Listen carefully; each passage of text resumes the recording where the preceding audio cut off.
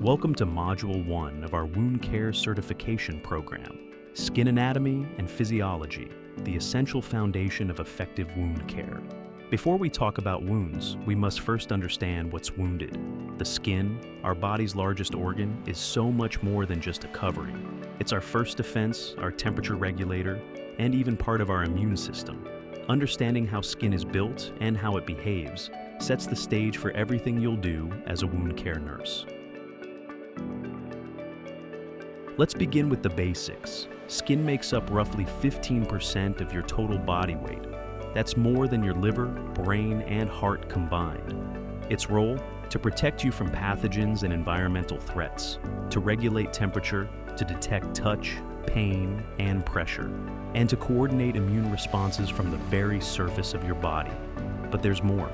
The skin structure is intricately linked to how wounds form and how they heal. In fact, wound classification and treatment often depend entirely on which layers of skin are affected.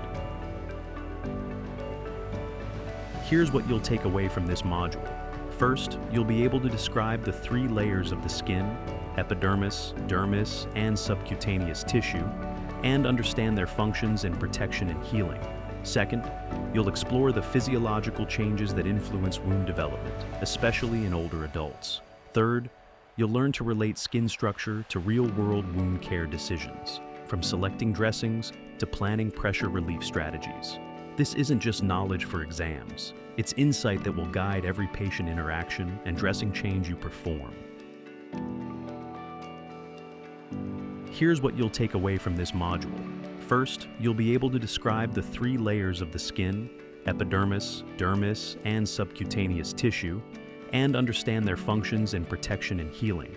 Second, you'll explore the physiological changes that influence wound development, especially in older adults. Third, you'll learn to relate skin structure to real-world wound care decisions, from selecting dressings to planning pressure relief strategies.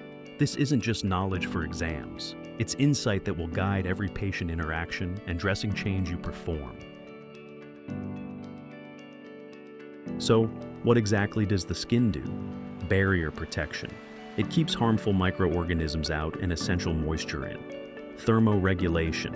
Through sweating and blood vessel dilation, your skin helps maintain core body temperature. Sensory detection. Nerve endings in the dermis detect touch, pressure, pain, and temperature, vital for preventing injuries. Immune response. Specialized cells like Langerhans and dermal macrophages recognize pathogens and trigger immune defenses. Vitamin D synthesis. Your epidermis helps produce vitamin D when exposed to sunlight. Excretion. Through sweat glands, the skin helps eliminate toxins and regulate salt balance. When wounds disrupt these functions, the body becomes vulnerable. That's why skin care and skin repair are so vital. Skin isn't the same at every age or in every part of the body. Let's look at how it varies. Age-related changes. In older adults, the epidermis and dermis both become thinner. Langerhans cells decline, reducing immune response. Reduced vascularity and fibroblast activity slow down wound healing. Less oil and sweat production mean drier, more fragile skin. Clinical implication: elderly patients are more prone to skin tears, pressure injuries, and delayed wound healing. Their skin requires gentle handling and close monitoring. Anatomical variations. Some skin areas are naturally thicker, like the palms and soles, which are more resistant to trauma. Others, like the eyelids, genitalia, and lower legs, are more delicate and susceptible to injury. Understanding these variations helps you tailor care, whether you're choosing a dressing or preventing breakdown. Voiceover. Now that you understand the structure and function of skin, let's connect that knowledge directly to clinical practice. Accurate wound assessment. Understanding skin layers helps you determine wound depth. Is it superficial, limited to the epidermis, partial thickness extending into the dermis, or full thickness down to subcutaneous tissue, muscle, or bone? Knowing what's exposed, like adipose tissue, fascia, tendon, or bone, guides classification and urgency. Selecting appropriate interventions. Different wounds need different strategies. For example, superficial wounds benefit from moisture-retentive dressings that support epithelial migration. Dermal compromise may call for pressure-relieving devices to prevent worsening.